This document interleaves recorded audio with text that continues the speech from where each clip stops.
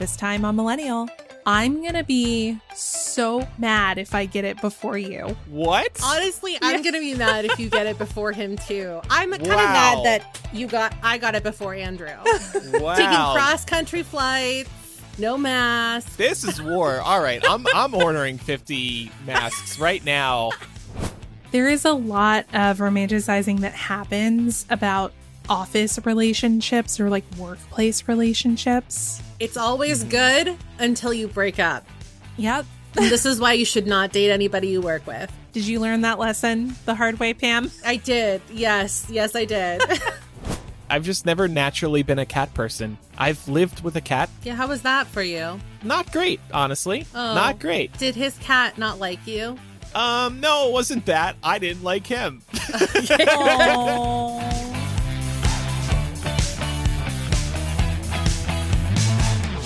Welcome to Millennial, the home of fake adulting and, once again, breaking your soul. I'm Andrew. I'm Laura. And I'm Pamela. Now you two get that reference, right? Right? Yes. Right? Yes. How could I not? Oh my gosh. Laura, have you listened to Renaissance yet from Beyonce? Oh, yeah. Good. Actually, today. I've been listening to it a lot. It came out just this past week.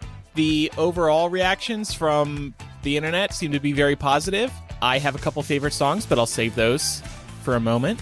You two happy with it?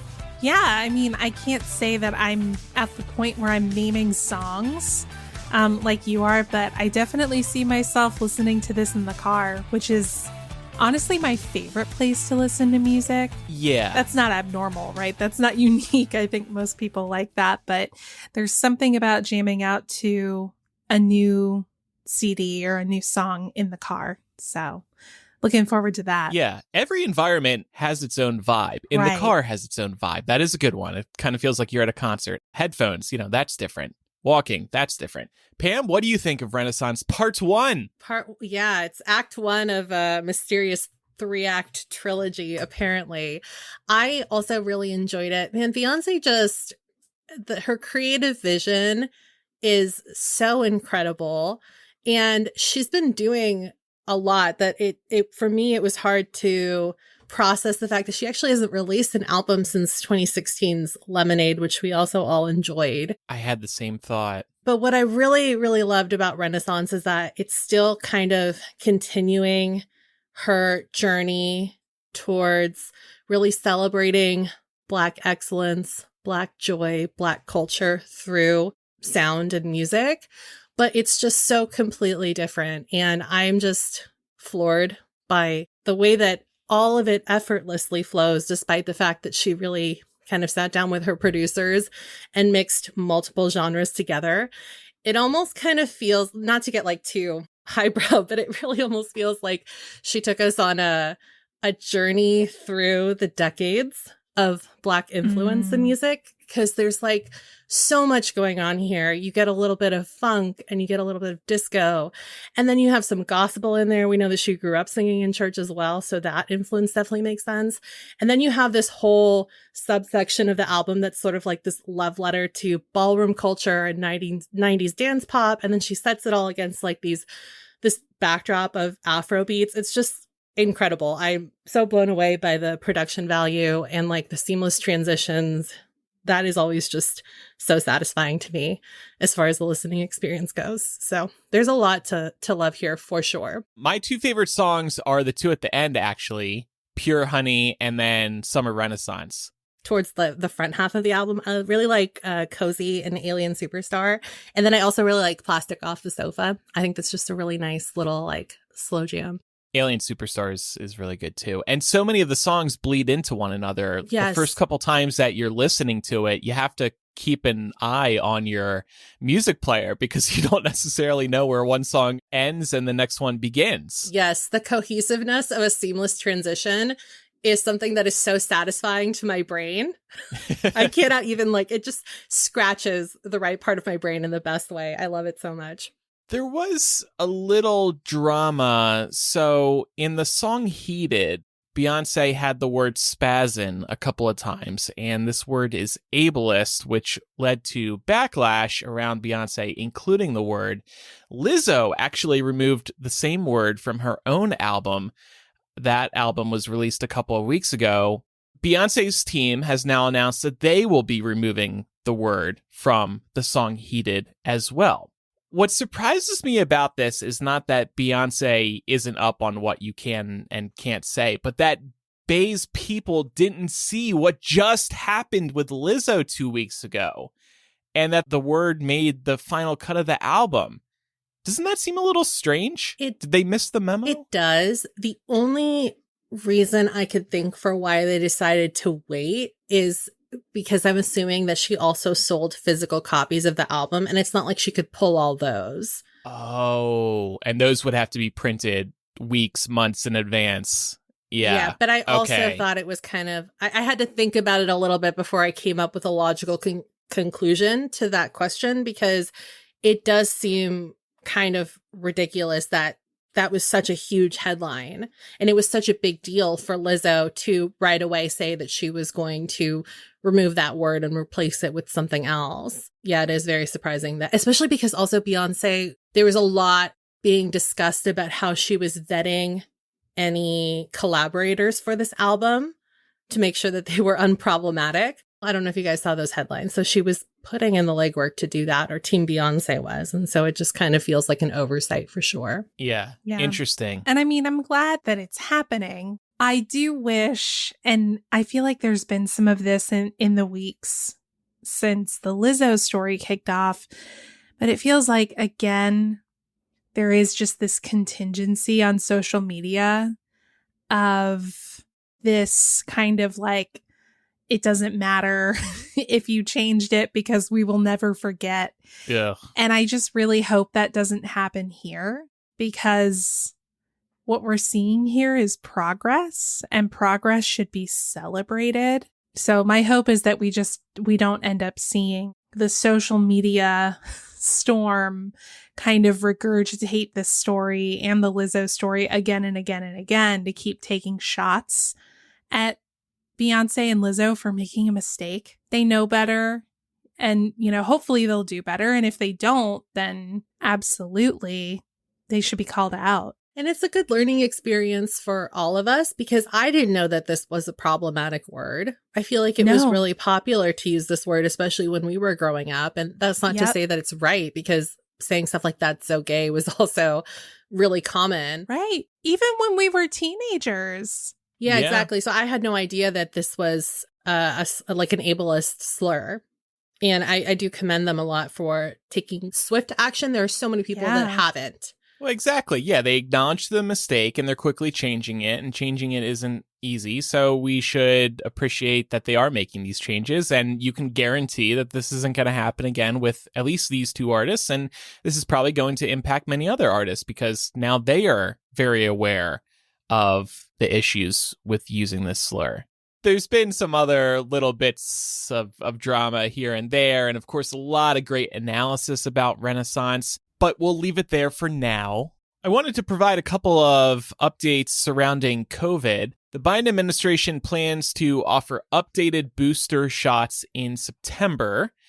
With reformulated shots from Pfizer and Moderna on the horizon, the FDA has decided that Americans under 50 should wait to receive the second boosters, which will help protect against the now dominant BA.5 variants. I thought it was really smart that they are not encouraging those under 50 to get the boosters, the second boosters now. Just wait until they have a new and improved vaccine. That way, they don't recommend you get one now, and then 3 months from now, we're getting what would be, for many of us, a third booster. That would be new and improved. So I was excited by this news, right? I feel like it's kind of like a new toy. Yeah. A new vaccine. I just feel like this is going to be like our new flu shot, right? Like every year we're going to get COVID booster, a new version, and a flu shot. Except it feels like we're having to get boosters twice a year, effectively. I mean, we all got our first boosters last fall? Yeah, that's true. Yeah. A while ago. Yeah, I got it the same moment I got the flu shot. That was a mistake. I got it before the holidays. I had some traveling to do, so I didn't get it as early as you all, but right before people started coming in, I got my booster. Well, I'm just thinking, I got mine in October of last year, which is the same time my parents got theirs. And of course, over 50s were encouraged to get a second booster several months ago. So my parents got their second booster in like April. So it really does make me wonder if, I'm looking at the doc and Andrew just Stop making a note for myself. I'm sorry. I completely lost my train of thought because that just tickled me. But, I think effectively people who are over 50 at the very least are probably looking at 2 boosters a year, at least for the foreseeable future. I'm not a scientist, so I don't know that for sure, but it seems like that's what's happening. And I think, for everyone else and anyone who isn't immunocompromised, it's going to be a yearly flu shot. I wonder when they'll be able to start packaging them together. Certain vaccines. That would be nice. Come all as one, so you just get one shot. It has everything you need. Flu-rona. That's going to hurt so bad. The flu shot hurts like a bitch. Yeah, it does. Last couple of years have been bad. Yeah. I told y'all last year when I got my flu shot and COVID booster at the same appointment, I did one, and when I got the second in the same arm, I felt that second one shoot through my arm. It was very disturbing. That was me with my first COVID shot. I could feel it. Like, not the needle, but the actual whatever it is. Like, the vaccine going in. Yeah. I think, and this is what Laura was referring to seeing pop up in the doc. I was writing myself a joke. I think Apple and Tim Cook should start unveiling the new vaccines, like the new and improved vaccines each year. And he can be like, hey, everybody, we got the Moderna 4 Pro Max. Everybody can now enjoy it. That was a Bill Clinton, but I was trying to go for Tim Cook, who's from Alabama. I don't have a good Tim Cook yet. Moderna 4 Pro Max coming in 2023. What does he say? But wait, there's more. One more thing. One more thing. My bad. One more thing. We combined the COVID vaccine with the flu shot. What is this? I don't even know why I'm trying. It's so bad. You order your shot through the Apple app. That would be great. Can you imagine you reserve it like you do the iPhone? Yeah, you stay up till midnight until the Apple store reopens. So I also wanted to share this story. This made me chuckle. The Washington Post did a whole profile on the COVID super dodgers, and they interviewed a bunch of people who have seemingly successfully avoided getting COVID, like Laura and I.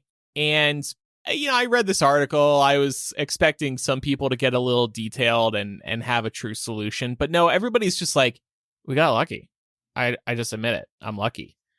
And I feel that way too. Laura, you must as well. Yeah, honestly, we definitely, I think, did a pretty good job of following all of the precautions over the course of the pandemic. But I think it's a combination of luck and being kind of a homebody to begin with. I'm not somebody who loves going out anyway, even pre-pandemic. Yeah. So I wasn't typically the kind of person to engage in really crowded social situations from the start. And I guess that helps. And I don't know, we saved so much money during the pandemic because we couldn't go anywhere that now it's kind of a habit to really evaluate, is the cost of going out to dinner and a movie and maybe a bar worth all of it? Plus still potentially getting COVID. Yeah, plus still getting COVID when we can do all these things at home. Yeah. Are you still being cautious though? Yeah. Are you wearing a mask? Yeah. So I just ordered a 50-pack of N95s off Amazon. Look at you. Just getting started. I'm something of a masker myself. I and some people might be disappointed to hear this, but I have not been masking for a long time, and I've just gone back to living my normal life. I feel safe with the shots. That's what it comes down to for me. And I'm just tired of it all. I mean, you're still going to maybe suffer if you get it, but at least you won't die, right? Right. Exactly. And there's also a chance I have had it already. I just didn't know, which would be nice. That's the only thing I keep thinking is maybe I did have it and I was just lucky enough to be asymptomatic or confused it with a cold. Yeah. Or something like that, but I've never tested positive. Do you know what I feel blindsided by is the doctor told me that that most likely I would be immune for about 3 to 6 months now that I have had it. But then here comes Uncle Joe bursting my bubble by getting COVID twice. Yeah.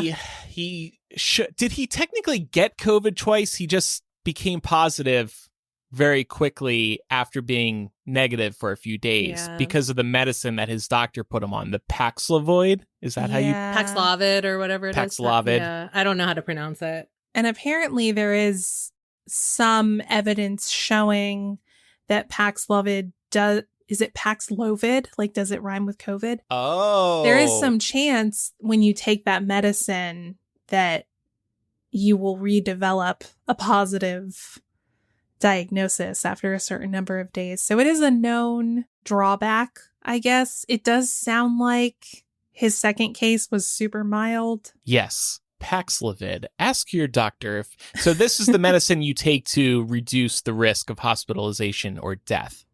Once you test positive for COVID. It's not something you just like keep taking. PSA for anybody, you have to be on that like within the 3rd day of testing positive, I think, or they won't prescribe it for you. Ask your doctor if Paxlovid is right for you. Don't listen to us. Yeah, please don't take your medical advice from this show. We don't know what we're talking about.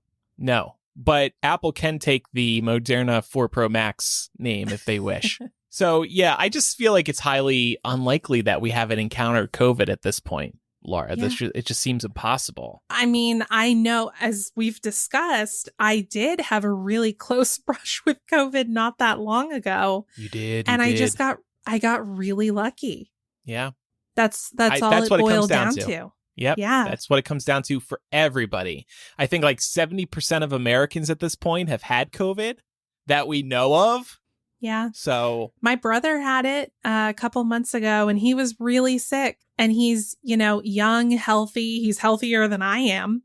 And he's had, he's double vaxxed. He had his booster and it still knocked him on his ass. damn. So there's really no rhyme or reason. Yeah, my sister and brother-in-law have had it, and my brother actually have all had it, but my parents seem to have avoided it for now.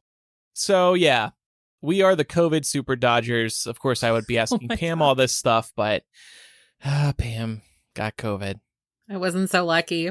Not a Super Dodger. You just were an attempted Super Dodger because you did good. And that's the thing. Like, we've been hearing all these stories like, oh, I was double masking, I'm vaccinated. People can do everything right and then still get it the stupidest way, or just because it's kind of impossible to completely avoid it if you're getting near other humans. Still not an excuse to be reckless, though, because listen. No. I mean, it took over 2 years for me to get sick. Yeah. That's pretty good. I had a good run. Yeah.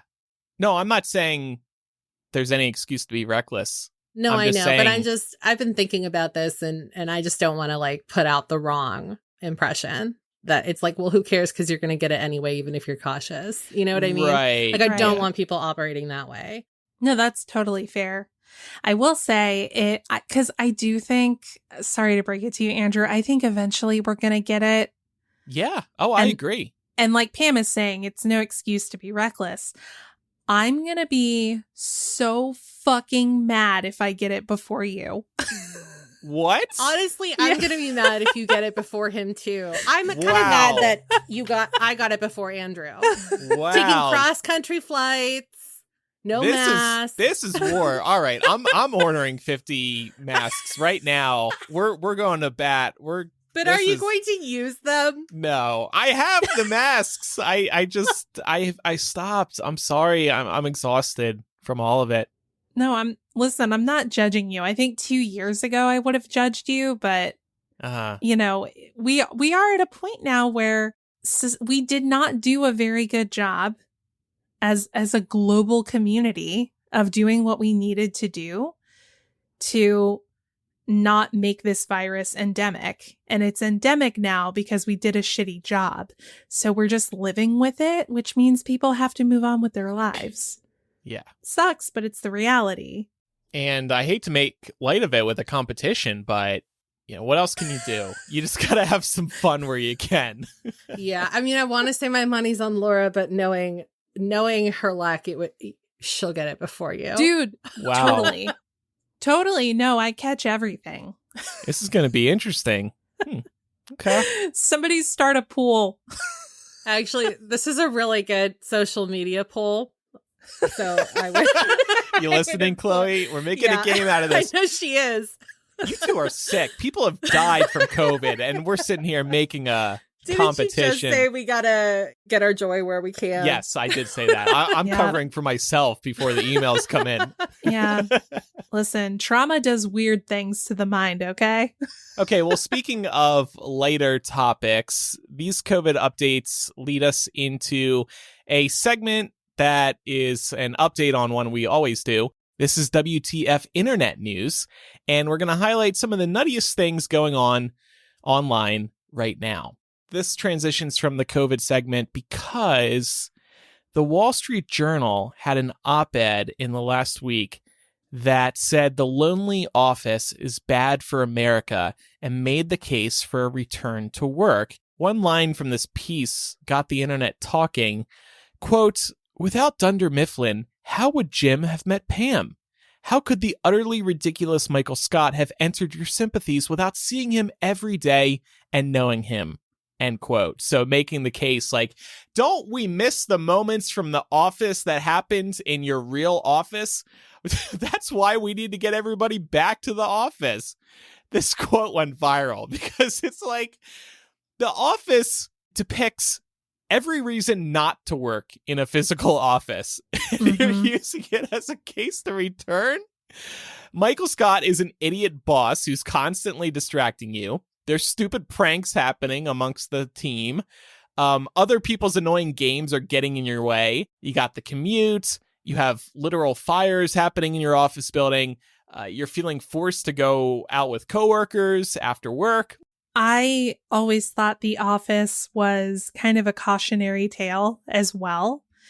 And I think for anyone who's ever worked in an office or really any kind of service or corporate environment, The Office is more like a documentary than it is entertainment. Yeah. And I don't know that it's the justification for why somebody should want to go back to an office. Well, this is also like everything in Hollywood. It's romanticizing the mundane, right? Yeah. It's just like, I don't know if you guys have seen FX's The Bear, but I recently binged that, and show. It's so good. It doesn't really romanticize working back of house in a restaurant because I think it does a pretty good job of showing how stressful it is, but it's still back of house at a restaurant on television. So there is a little bit of romanticizing some of it, by default. Mm-hmm. Also, I think Pam would have been way better off if she'd never met Jim. Oh. I keep getting confused, by the way, because I keep hearing my name. It's like, oh, wait, no, not me, I Pam. know. Like, I was just thinking Pam that. Bees. Yeah. Yeah, I mean, like, how many people have looked back on The Office and been like, wow, Jim is really a piece of shit. We all loved him back in the day, but in retrospect, he sucks. Also, Jim and Pam could have met at a bar. It's not like the office is the only place for people to meet. Right. There is a lot of, to Pam's point about romanticizing the mundane, there is a lot of romanticizing that happens about office relationships or like workplace relationships. It's always good until you break up. Yep. And this is why you should not date anybody you work with. Did you learn that lesson the hard way, Pam? I did. Yes, I did. But I will say that, like, and Andrew and I have talked about this before. I don't know if your stance has changed on this, Andrew. I do, even pre-pandemic, I do kind of miss some aspects of going into the office because it can get really lonely working from home. And I wish that instead of making this really bad point, they should have talked about the loneliness that seeps in after years of doing this. Because say your whole household was working from home during the pandemic, doesn't necessarily guarantee that everybody's still going to be working from home. So what if you got like super used to like working from home with your husband, for example, then all of a sudden like everybody is back to the office except for you? It's hard to stay motivated sometimes. Yes. It's like not as easy as everybody makes it to get things done in between. Sometimes it just like adds more stress to your workday. I also miss the collaborative efforts. I know there's that whole joke and- about how like meetings could have been emails and stuff like that, but sometimes it is nice to just pop over to someone's cubicle and be like, let's hash out this idea together, you know? Yeah, things just move faster in some cases. I think the ultimate solution is the hybrid model. Period. That's it. People like to work from home and then come in once or twice a week or once or twice a month, something like that. There is a middle ground here, but I completely agree. I've worked from home much of my working life, and I, at this point, very much yearn for more face-to-face contact. And sure, you can go to the coffee shop, but everybody's kind of just like doing their own thing, and they're not working with you. I would love to be in an office once a week, I think. Imagine our weekly meetings to plan this show, but we're all like sitting in the same room. Yeah. That would be nice. Getting back to, Andrew's, risking getting COVID. He's going back to the gym now. I'm going back to the gym because I yearn to be around other people. For human contact that's not Pat. I'm getting close to working from the gym, sitting at the little tables in the front of the Planet Fitness because just imagining you coming in like next, like being like, oh, my coworker, Bob. And Bob's just the guy on the treadmill next to you. Or I'm sitting there editing, and when people come in, I'm like, welcome to Planet Fitness. It's free Bagel Tuesday. Enjoy. He doesn't even work here. Yeah. Why does he keep saying that? Your Wi-Fi is good. That's why I'm working from here. Would you feel better, Andrew, if you were on Zoom calls all day? Well, I hear bad things about that. I know that can take a toll. So I will say that, like, I come out of these podcasts feeling good, energized socially. So maybe a little more Zoom action could be nice for me. Okay. Yeah. So maybe we need more millennial meetings during the week. Yeah, we've been doing Friday ones. That could be fun. We just hang out and play on the show, but we also hang out. Yeah, let's do it. I heard this wild analysis that one reason Zoom can be exhausting is because the video is lowish quality, as is the audio, and your brain is constantly trying to complete the picture. Like, it wants to create that vivid, lifelike photo, and it's not getting it, through the screen. So it has to create it. Isn't that interesting? That's like been studied. Yeah, I've never heard about that. It does make a certain amount of sense, though. Right. Yeah. Because we're cameras off this week, for example. And I don't know. I wonder if it's having any kind of impact on our energy levels. We should do a comparison. This episode certainly feels energized, but it could just be the luck of the draw. Maybe it's because I get to slouch. Chloe's like, no, we need video for social media, for the TikTok. Oh, wait, what's this next story? Oh, that's a great transition. I have some TikTok tea for anyone who has not heard. I guess there was a pink sauce that went viral. It's something you put on your food, and it's literally bubblegum pink. And for the uninitiated, the sauce was created by a TikToker named Chef P. They are a private chef in Miami. And spoiler alert for anyone who's interested, the pink sauce actually gets its color from the pitaya fruit. So that's what kind of naturally turns it pink. So on July 1st, the sauce was made available by the chef to purchase for $20, but the controversy surrounding the sauce has basically made it go viral for all of the wrong reasons now. And it kind of all started with some discrepancy about the color of the sauce changing. And that was kind of made even worse because originally Chef P said that what was changing the color was just different lighting on cameras. But later she revealed that she changed the recipe and that's why it changed color. But even more worrying than that is the possible food safety issues surrounding the pink sauce. A number of customers have reported that they received the sauce and it was already opened or it smelled rotten. Others claimed that they got sick from consuming the sauce. And then after one person asked if the sauce was FDA approved, and the chef sort of kind of dodged that and didn't really seem educated on what it would take to get FDA approval. It seems like now the FDA is actually involved and looking into how this sauce is made and whether it's up to safety regulations at the factory and stuff like that. So we'll see if it actually becomes safe for consumption. But the moral of the story here is maybe don't buy stuff off of the internet that somebody's making in their kitchen. Yeah. Yeah. I'm reading about it a little more here because I have seen some rumblings about this. Apparently, it came in a plastic bag as the packaging. I guess so. Like it would be easier to transport or safer to transport, but it's just bad all around. Yeah. So this is a perfect example of what's wrong with TikTok. First of all, incorrect information or misleading information can travel very quickly, but also you can blow up in popularity very quickly without even really trying. And so here comes this TikToker who is suddenly getting a ton of attention. They want to understandably capitalize on what might be a fleeting moment. So they rush out this product with evidently no prior background in producing food products on a massive scale, and it turns into a mess.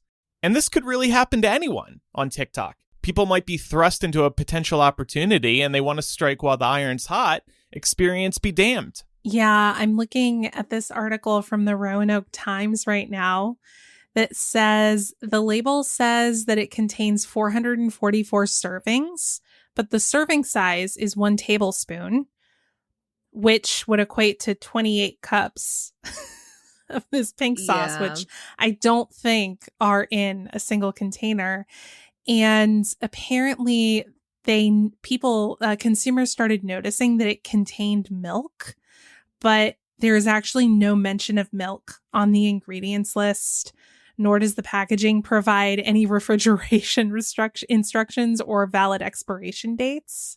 Huh.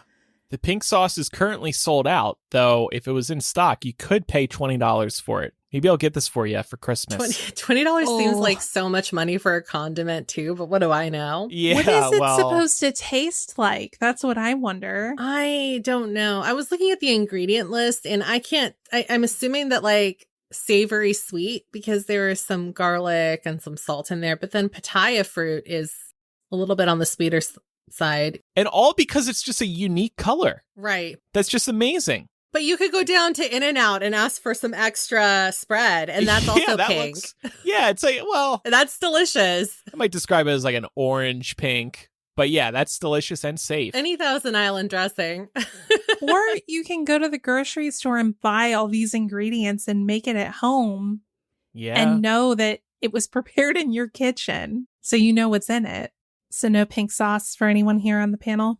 It's going to be a no from me. Same. All right. Well, I have a little story here out of the Polish Academy of Sciences related to probably, 50% of pet owners' favorite fur friend. I would say the other 50% of us like dogs. The Polish Academy of Sciences has classified domestic cats as a, quote, invasive alien species. Agreed. Citing the damage they cause to birds and other wildlife. The Polish Academy of Sciences is actually a highly respected scientific institute, and they've designated 1,786 other species the same way, but they only received significant emotional backlash over this latest classification, likely from cat lovers, I assume. This is believed to be due in part to the story being misrepresented as the institute calling for domesticated cats to be euthanized, which is not true. That's not it at all. The institute found that there is growing scientific consensus that shows that domestic cats have a harmful impact on biodiversity given the number of birds and mammals they hunt and kill. But they at no point said that domesticated cats should be euthanized. It doesn't surprise me that some news outlets probably picked up this story and embellished it quite a bit to get people riled up. I did want to add, though, if cats are on this list because of the damage and impact they have on the biodiversity of their environments, I want to know if people are on the list. Because if we're not, we should be. No, we get a free pass for everything. We are the most invasive species. Oh, yeah. We should not be here. I told you guys about the neighborhood cat that I'm pretty sure has like 6 different families, right? I don't think so. Oh, yeah. This cat, like, it's this cute little orange cat. And you can definitely tell it's very friendly, very domesticated. And it keeps wanting to come into my house. And every time I go out to water my dahlias, it comes up and it wants, a little snuggle. But if I give it too much attention, it just like sits at my front door and it really wants to come inside. And Jasper does not like that. But there are like so many outdoor cats that kind of do the same thing. And then there's a lot of stray cats too. I feel like there's a huge stray cat problem in general. So that probably adds to it as well. Yeah, lots of feral cat colonies anywhere that's even remotely suburban. It's a huge problem here in suburban Atlanta for sure. What I find interesting about this, not that I think cats are any worse than people, for example, but cats do have a very specific personality type. Mm-hmm. And if anyone's ever had a cat or, been around one, you'll know they're mischievous. They generally don't give a fuck what you, the human, think. They will sit in front of you, staring you dead in the eye, and just knock a glass off the counter just because they can. Yeah. And yet, when a cat genuinely shows that they love you, it's like, I don't know about you guys, but my heart kind of melts a little bit because cats cats love conditionally. Dogs love unconditionally. Yeah. And dogs fall in love so fast. Cats, like, they pick their people. So it's and extra if they don't rewarding. like you, it kind of feels like, it's like, oh shit, this thing doesn't have to love me, but it does. And now I feel compelled to love it. So I'm very conflicted when it comes to cats as a dog person, but I can't help it. Yeah, that's a very good point. I just think dogs are more fun. I am not a huge fan of the whole litter box situation. And yeah, I've just never naturally been a cat person. I've lived with a cat, Pat's cat, and Pat's a cat person. Yeah, how was that for you? Not great, honestly. Oh, not great. Did his cat not like you? No, it wasn't that. I didn't like him. Oh. Her. I didn't like her. Aww. Charlie. See, Charlie, yeah. I really like cats. I'm just allergic to them, so I can't have them. I'm allergic too. Catch me washing my hands every time I pet this quote unquote stray cat that comes to hang out with me. 100%. I should start telling people that. If I ever get dating again, I'm allergic to cats. I'm sorry. It's kind of crazy how you can have a cat and just leave it for a couple days and it Yes, just fends for great. itself in the house. Yeah. That is great for sure. Especially I like to do some traveling, head out for the weekend. Mm-hmm. That would be ideal. I wish I could do that with Brooklyn. Yeah, we had cats when I was a kid, and my parents used to refer to it as putting them on AutoCat because you just put them on autopilot for a couple of days, make sure they've got plenty of food and water, clean litter box, and they're good. A dog is a little bit more of a needier investment. So I can definitely see the appeal. And again, if I could have a cat, I probably would have one because I really do like them. And I actually find their overall quirky, self-imagined godlike nature to be really endearing and cute.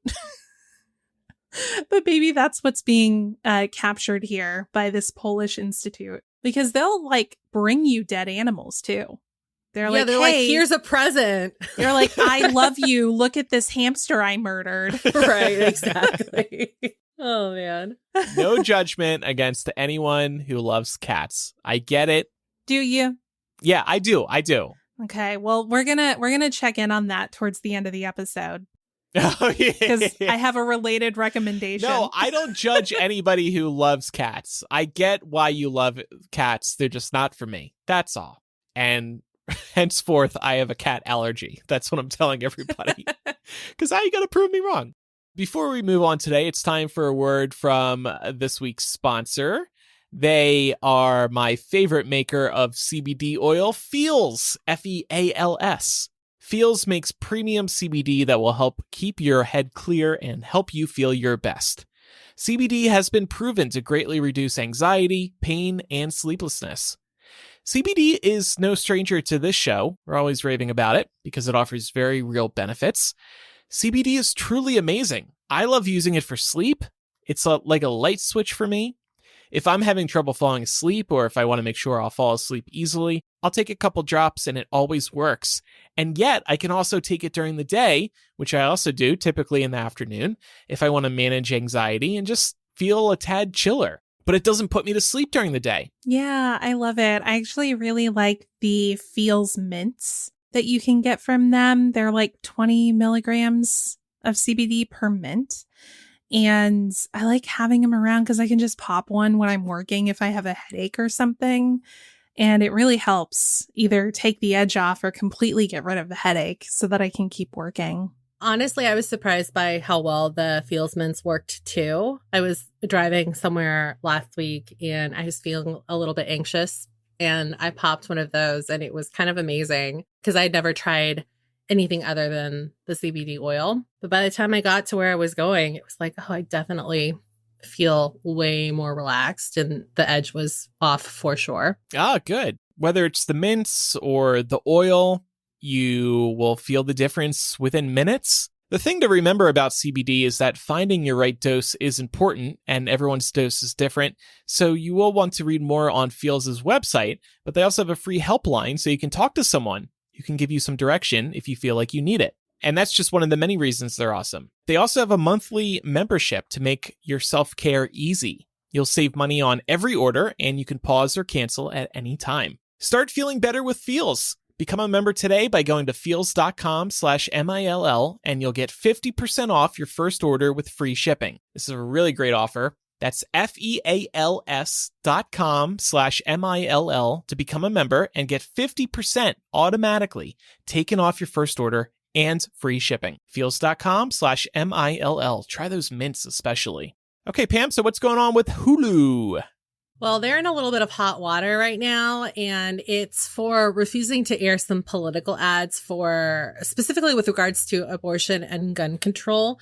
So this was actually publicized by the Washington Post. And what happened was 3 Democratic campaign groups tried to purchase joint ads about topics such as abortion and gun control on Disney-owned platforms such as Hulu, ESPN, and an ABC affiliate station out in Philadelphia. But Hulu was the only Disney affiliate who did not run the ads. And, this obviously raised some red flags. And if it's raising some red flags for you, it's probably because you are familiar with the Communications Act of 1934. This is the one that states that by law, broadcast stations are required to give politicians on both sides of the aisle equal access to political advertising. But with Hulu, it's a little bit different because they're a digital platform. And this is the reason why all digital platforms are sort of exempt from this, because they're not held to the same standards as traditional broadcasting. So either way, the decision didn't really sit well with the executive directors of the Democratic campaign groups. And they actually released a joint statement calling the decision outrageous, offensive, and a censorship of the truth.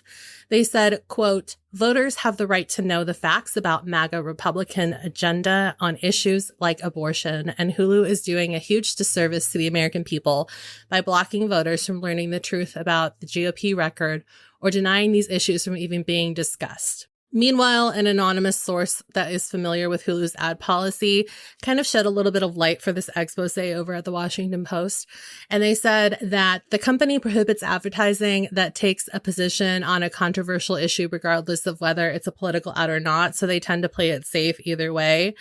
But to get down to the root of why this is ruffling some feathers, it really kind of comes down to being able to reach young voters.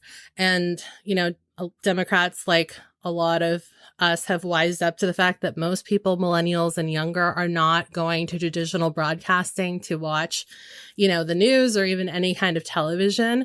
So if they're looking to cater to these potential voters when it comes time to vote on important issues, they've got to go where they're watching stuff. And that's probably going to be a streamer as well. The good news is that it's very clear that the public outcry as well that stemmed from this really reached Disney's ears real fast. And they actually ended up releasing a statement a few days later, changing their stance. And They said that basically Hulu's political advertising policies will now be consistent with the company's general entertainment and sports cable networks and ESPN Plus.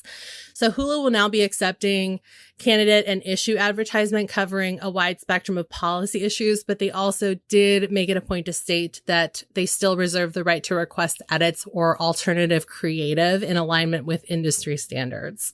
That seems fair. Yeah. No, that makes total sense. What I thought was interesting in preparing to talk about this today is looking at some of Disney's fairly recent political contributions and finding it a bit odd that, a Disney affiliate company would essentially try to take a no politics on our platform standpoint when their parent company has absolutely taken political stances in the past. Recently, campaign finance filings show that Disney gave $190,000 to support Florida Republicans. This was before their public stance on the state's Don't Say Gay bill passed. And I just think there's so much to say there. There's just no way Disney was surprised to learn that the GOP is anti-gay in 2022. Mm-hmm. So it really seems like between the staff walkouts they had, the vast majority of the country being pro-gay, and just the strong backlash that came out against this Don't Say Gay bill, Disney was at least in part doing some brand protection by, making a very strong statement against the Don't Say Gay bill. I will say, to their credit, after all of this, they did announce they were pausing campaign contributions in Florida, which is a good thing. But a note that I had here was it'll be interesting looking at this case that you've brought to the table today, Pam, and other cases like it, how Disney and other corporations will move or will pivot very quickly, depending on what public outcry is looking like. Yeah. So it works. Yeah. It works. Disney's always tried to project a very clean image. To that end, I can see why Hulu was resisting political advertising on the platform. On the other hand, this is a point, Pam, that you brought up that I hadn't really thought about before. Where do you advertise to reach young people? It actually can't be TikTok, because TikTok bans political ads, including ads that promote positions on issues of public importance. Instagram, on the other hand, does allow political ads, and they require increased authenticity and transparency to run social issue ads. And Facebook, who owns Instagram, has a similar policy, I believe. So it does worry me, and again, this isn't something I've thought about before, that it might be difficult to reach the youngs right now. If you can't reach them through TikTok, you can through Instagram, but Instagram's currently in a very intense battle with TikTok, and you couldn't, until recently, advertise on Hulu.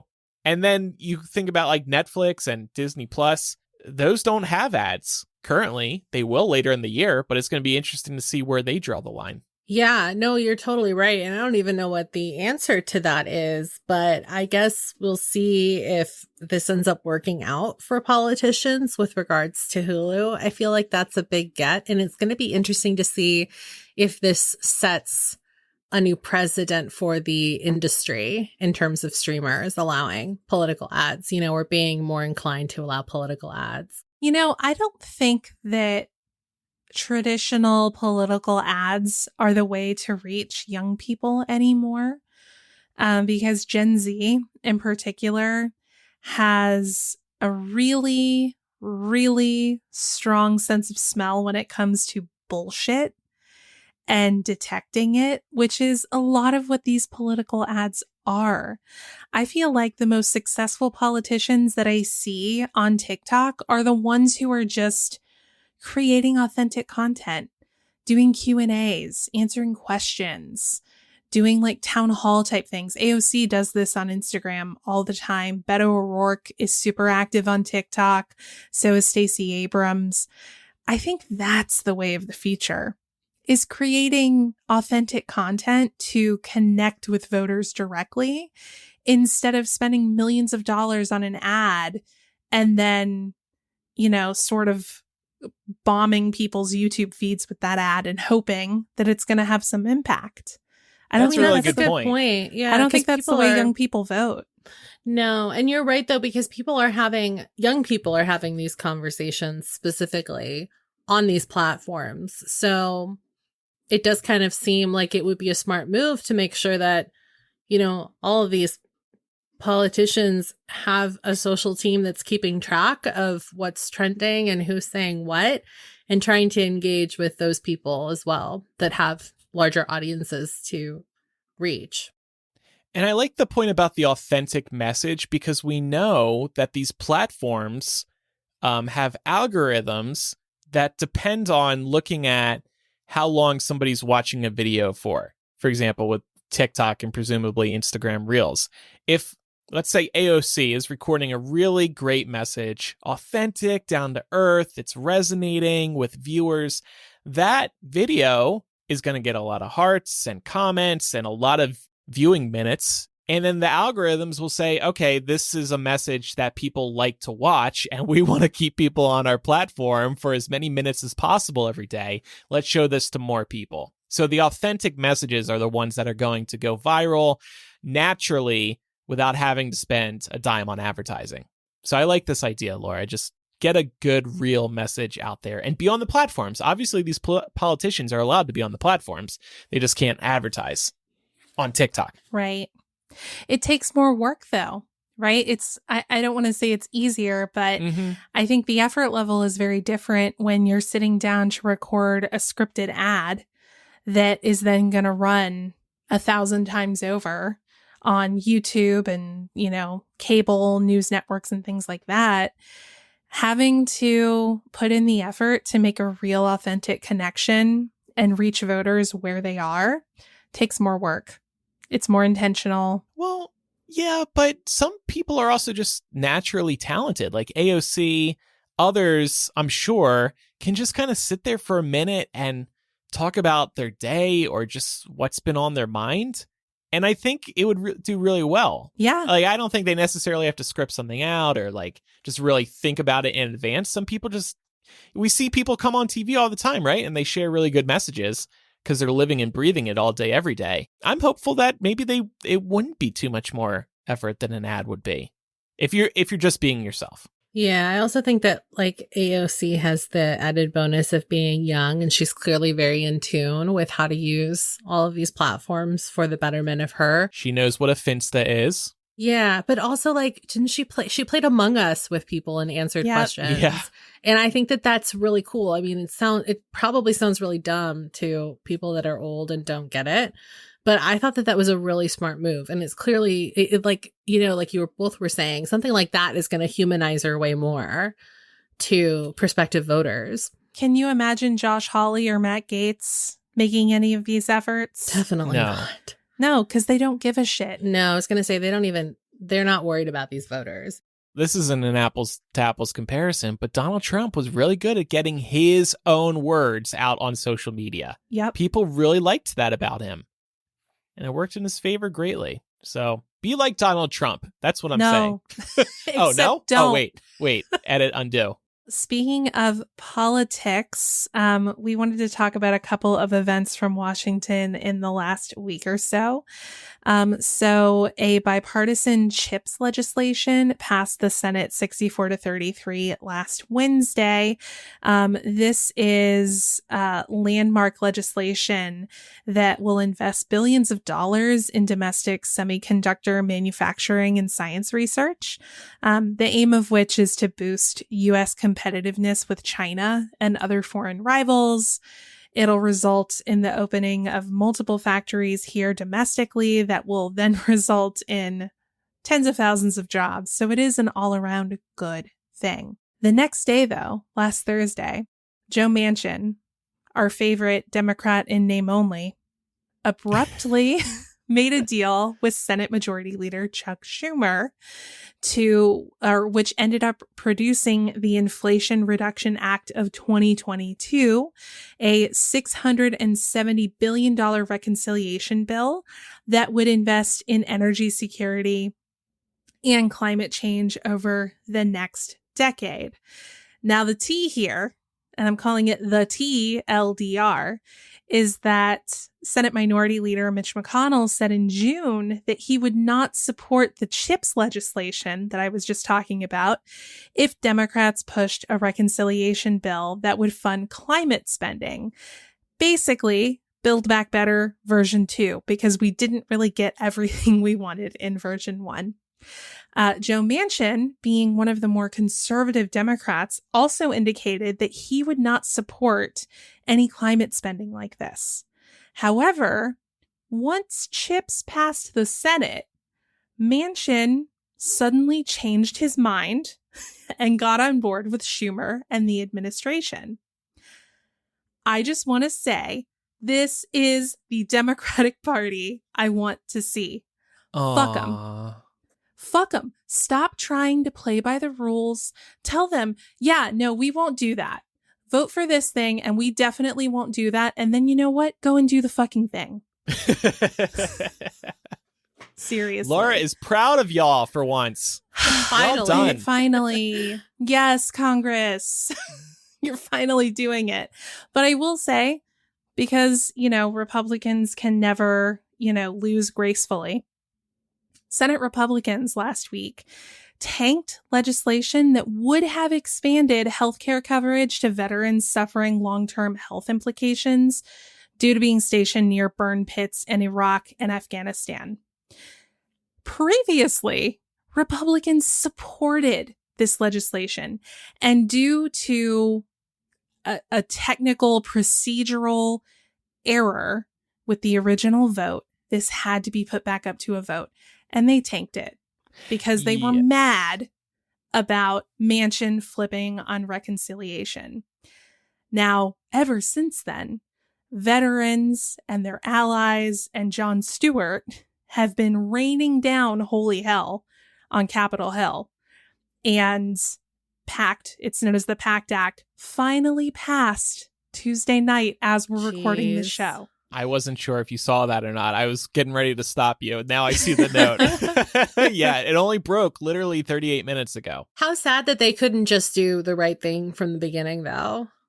That's disgusting. Because it's not convenient for them. I know, but still. And if you see Jon Stewart in the last week or two out there on the steps of Congress, just like talking about how messed up this all is, wow, has he been really powerful in his messaging.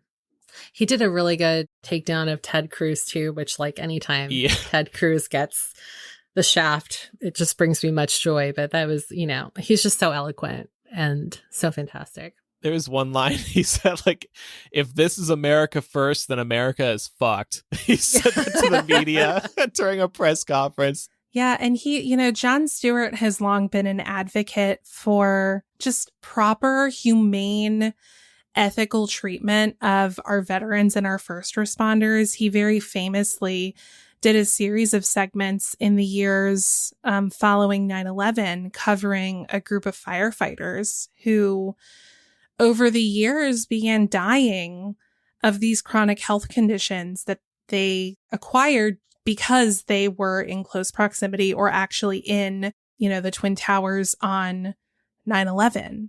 And unfortunately, those first responders, like many of our veterans, have not received adequate health care. And the fact that the U.S. government for so long has been stationing, soldiers in Iraq and Afghanistan literally next door to these toxic burn pits and have been asking these people to jump through hoop after hoop to prove that their chronic emphysema or their brain cancer was caused by being next to the burn pit in order to get their coverage. It's complete bullshit.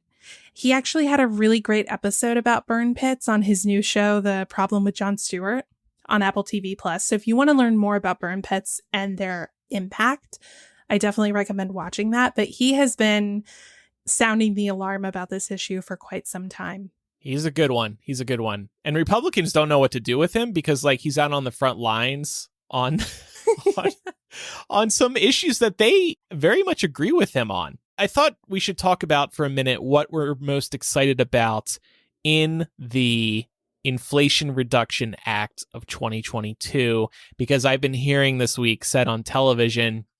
We all remember when Biden was caught on a hot mic telling Obama, this is a big fucking deal. Well, this is Biden's big fucking deal. Yeah. Something that jumped out to me is the federal EV tax credit is getting a refresh. And this time it's only being offered to lower and middle class Americans. This is very good news for those hoping to purchase an electric vehicle. It was also good news for my stock portfolio this week because I invest in many electric car companies and new energy companies.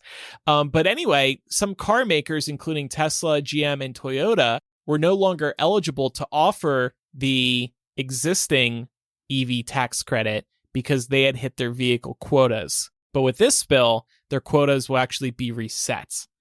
And current language in the bill says that the credit will be run at point of sale, not in your tax returns at the end of the year. So that's really good. You could buy an EV and immediately get the discount. And this includes a new $4,000 credit for the purchase of a used electric vehicle, which is really great. Maybe you want to buy a certain electric vehicle, but you don't want to buy it brand new because it's too much money. Well, now you can buy a used one and still get a tax credit for it. So this is a really great update. Yeah, totally. You're still buying an EV. Yeah, you're wanting people to engage in sustainable consumerism. This is the way you do it. I do think there's also a lot more to love about this reconciliation bill. A 15% minimum corporate tax on corporations with a minimum of $1 billion in income. Love it. Hell yeah. Hell yeah. Also, empowering Medicare to negotiate lower drug prices. Huge. And this is what's the most exciting to me. An additional $60 billion to extend additional Affordable Care Act subsidies. Without this, 3 million Americans could lose their health care, according to HHS, if subsidies aren't extended. So really exciting stuff across the board for, us as individuals, for us as people. And I will say, because this is a reconciliation bill, it can be passed with a simple majority vote, so it doesn't need to break a filibuster. But we just need all the Democrats on board. So Cinema, I swear to fucking God, don't be a bitch. And we'll leave it there. That seems like a nice cap. Yeah. Yeah. It's been nice to see in America some good news coming out of DC for sure. And yeah, so that's what we have for everybody this week. And we'll get to recommendations in a moment. But first, just want to remind everybody that we have our Patreon over at patreon.com/millennial. And we're releasing new content every week, including After Dark. Pam, what are we doing in this week's episode? We have a bit of a game, right? Yes. So inspired by a headline I read about a Philippines lawmaker wanting to make ghosting a punishable criminal offense, we're going to play a little game where we get to be a little petty, and we've each brought a grievance to the table that we would like to make punishable. So we're going to talk about those, lay that out, and talk about like what we would like to see in terms of a punishment for anybody that breaks these proposed rules that we would like to implement. Yeah, it'll be fun. By the way, we don't normally plug it, but we also release Hashing It Out each week, and this is our pre-show chat before we get recording. And I have to say, this one was pretty fun. This was a good one. I revealed something I've never revealed before. We just kind of stumbled into it. And it's interesting. I'm not going to overhype it. I'll just say it's interesting. So if you're intrigued about a new revelation from me about an offer I once received, check out patreon.com/millennial. Since this is the first episode of the month, After Dark and Hashing It Out will be going out to all patrons. And then the rest of the bonus content each month goes out to patrons who pay $5 or more per month. Patreon.com/millennial. Thanks, everybody. And now it's time for recommendations. I want to recommend a desk chair I bought a few months ago. It's the Ergo Chair Pro by Autonomous. It's really important to have a good desk chair. We actually were talking about this a little bit in Hashing It Out today. Especially if you're working from home, you gotta take care of your body, your back, and your neck. And the reason I want to recommend this chair is because it has a headrest and it sticks out a little bit, so it's more comfortable on your neck and head and shoulders. I've been really enjoying this. If you see any of our videos on social media, you might see that headrest these days. It's quite comfortable. Look, a good office chair is expensive. This one is $550. It's not the most expensive. I think this is a good middle ground between quality, comfort, and price. So Ergo Chair Pro over at Autonomous. And they have a good return policy too, by the way. So if you hate it, you can send it back. Andrew, if you hate my recommendation, unfortunately, you can't send it back once you buy it. I would like to recommend the game Stray. It is available on PlayStation and on Steam. This is a game in which you're playing as a cat, a stray cat. And I don't want to give any spoilers here, but it was not what I was expecting in a very good way. I originally thought it was just going to be kind of a hidden objects type game where you're just playing as a cat to go around and like leisurely find all these objects. It's not that. It has some of that in it, but it's very good. It's got a very compelling story. It's a bit of a mystery and it's so much fun and it's so cute. You can make the cat do all kinds of cat things. You can tell the people who made this game definitely have cats. There was like one point where the cat gets a kind of backpack put on it. And when it first has that put on, it starts like army crawling on the ground. Oh, because it's like, what the hell is this? And we were like, oh my God, that is totally what a cat would do. So it's really good. It's super fun. It's super cute. And it's a really good, it's got good game mechanics. That's what Mark says. Good game mechanics. Yeah, I believe him. But yeah, It's a great game. Definitely recommend it. I have heard good things. It's just, I'm not a huge fan of cats, so I've been hesitant to actually jump in. I do have a question, though. How do you like minions but not cats? Well, first of all, minions don't shit in a litter box. How do you know? And they don't scratch things. I've got bedposts that are still damaged from Charlie. R.I.P. How do I know? I don't know. You're right. So I'll just never adopt a minion and I'll never know their downsides. There you go. And I wanted to recommend the Mr. Coffee electric grinder with multi-settings. My old coffee grinder sadly broke. RIP to that. So I had to get a new one really quick and I'm really enjoying this one. It's like $20. You can get it off of Amazon. You can get it at Bed Bath & Beyond, Walmart, any place you can find coffee grinders for the most part. And what I really like about this is that there's no guesswork involved. So, and also like there's not too many settings. So there's very minimal chance that you can fuck this up. And really most people only need, 3 coffee bean grinding settings, fine, medium, and coarse. Between those 3, you can make most any kind of coffee from home. And it's really great. So if you're looking for a new coffee grinder, I'd recommend that because it's pretty affordable and it's a good investment.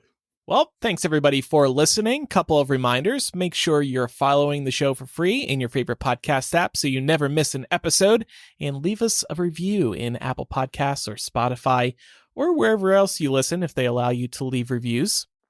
You can write to us by emailing millennialshow@gmail.com or by using the contact form or anonymous confessional on millennialshow.com. You can also follow us on social media. We're Millennial Show on Instagram, Twitter, and Facebook. And then over on TikTok, we are Millennial Pod. Follow us there. There's no political advertising. But lots of misinformation about sauces that are pink. Thanks, everybody, for listening. I'm Andrew. I'm Laura. And I'm Pamela. Bye, everyone. Bye.